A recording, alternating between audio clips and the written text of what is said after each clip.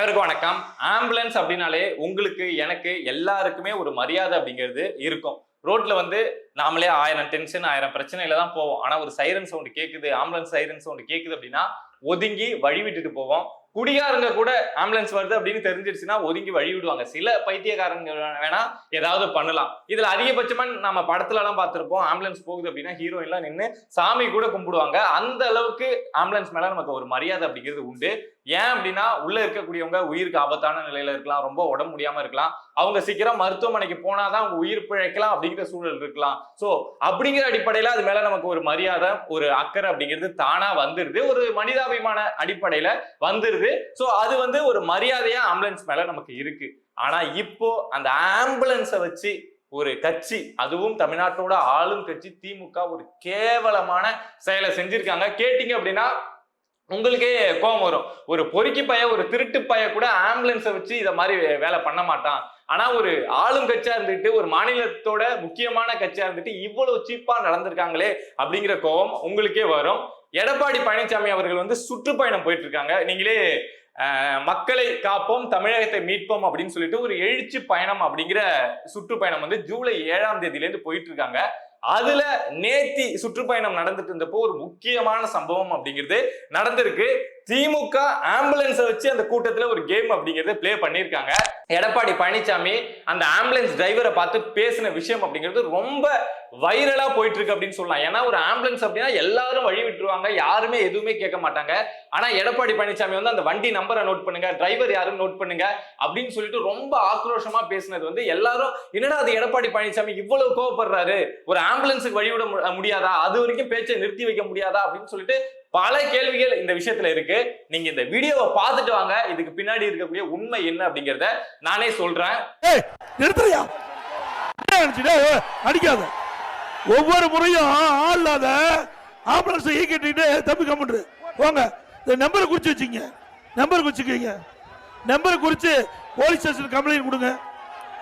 ஏய் தம்பி எதுவும் பண்ணாதீங்க, வேணுன்னு கூட்டத்துக்குள்ள கலாட்டா பண்ணிட்டு இருக்கிறீங்க. போங்க போ போ போ. ஒவ்வொரு முறையும் நான் பொதுக்கூட்டம் போடும்போது ஆம்புலன்ஸ் விடுறது கேவலமா இல்ல இந்த அரசாங்கம்.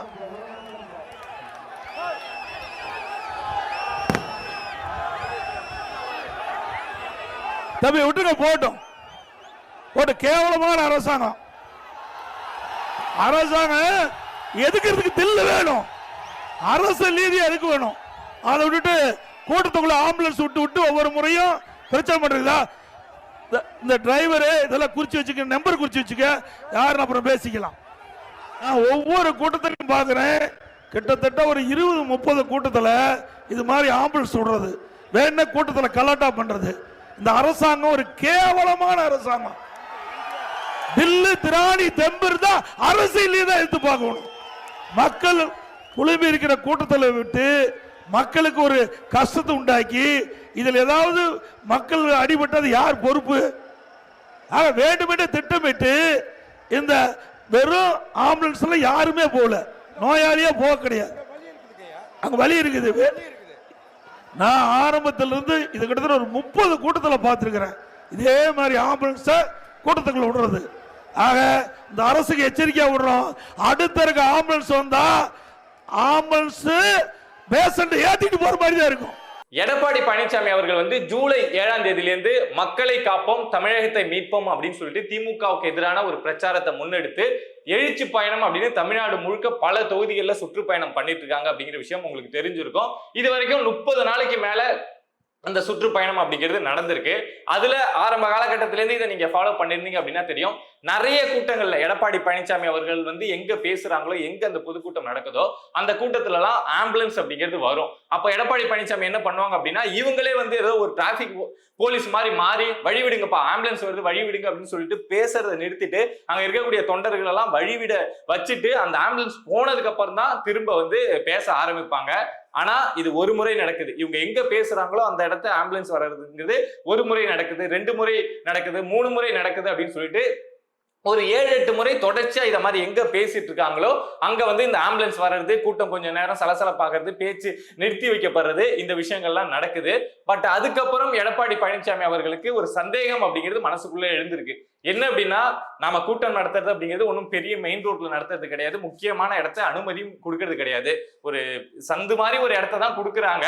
ஸோ அங்க பெரிய அளவு கூட்டம் கூடுது அப்படிங்கிறப்போ இங்க எப்படி குறிப்பிட்டு இங்க மட்டும் இந்த ஏரியாவில் மட்டும் நம்ம பேசிட்டு இருக்க இந்த கூட்டம் மக்கள் கூடியிருக்க, அதுவும் எடப்பாடி பழனிசாமி பேசிட்டு இருக்க அந்த நேரத்துல மட்டும் குறிப்பா ஆம்புலன்ஸ் வருது அப்படிங்கிற ஒரு சந்தேகம் எழுந்திருக்கு.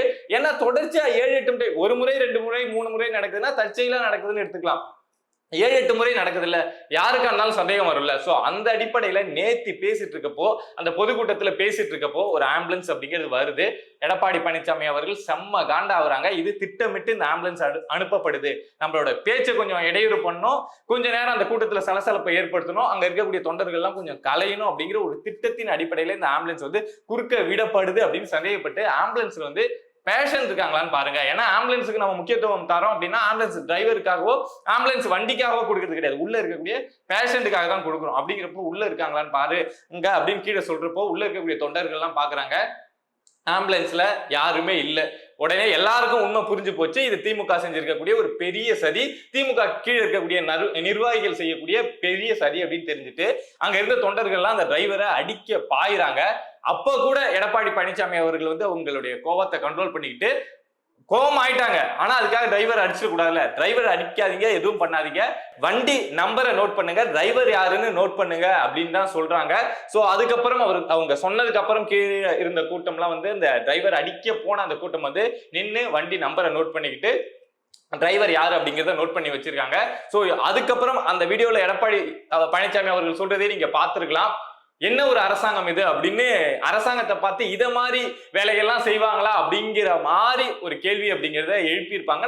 நாங்க வந்து காவல்துறையில இதை சொல்ல போறோம் அப்படின்னு சொல்லியிருக்காங்க.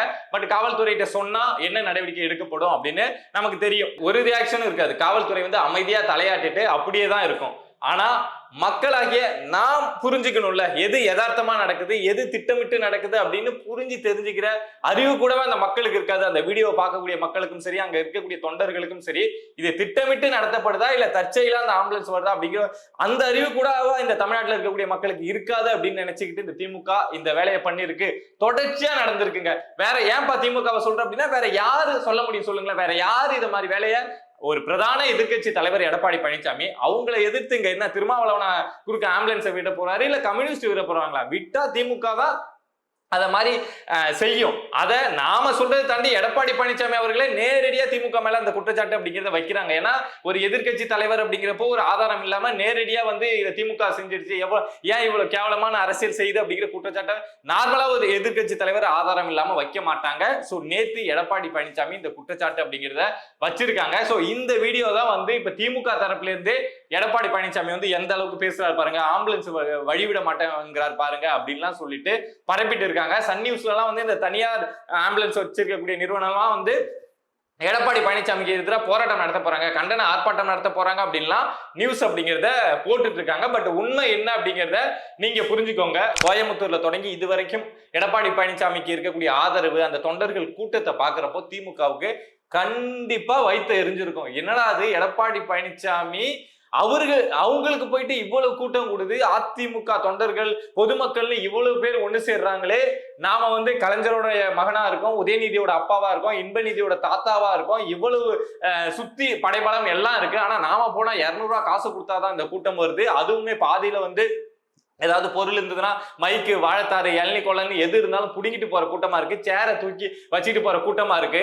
ஆனா எடப்பாடி பழனிசாமி வர வரைக்கும் 2 மணி நேரம் 3 மணி நேரம் நின்று இந்த கூட்டம் நைட்டு 9 மணி ஆனாலும் 10 மணி ஆனாலும் நின்று அவர் பேசுறதை கேட்டுட்டு போதே இவ்வளவு கூட்டம் இவ்வளவு ஆதரவு அவருக்கு எப்படி கிடைக்கலாம் அப்படின்னு சொல்லிட்டு அந்த வைத்தறிச்சல்னு சொல்லுவாங்கல்ல, வைத்தறிச்சல்ல என்ன பண்றோன்னே தெரியாம ஏதாவது பண்ணுவாங்கல்ல, சோ அத மாதிரி இந்த ஆம்புலன்ஸ் விஷயத்த திமுக கையில எடுத்திருக்கு அப்படிங்கிறது தான் அந்த வைத்தறிச்சல்ல செஞ்ச ஒரு சம்பவம் தான் இதுன்னு நினைக்கிறேன். என்னைக்குமே இத மக்கள் மறக்க மாட்டாங்க, திமுகவும் என்னைக்கும் திருந்தவே மாட்டாங்க.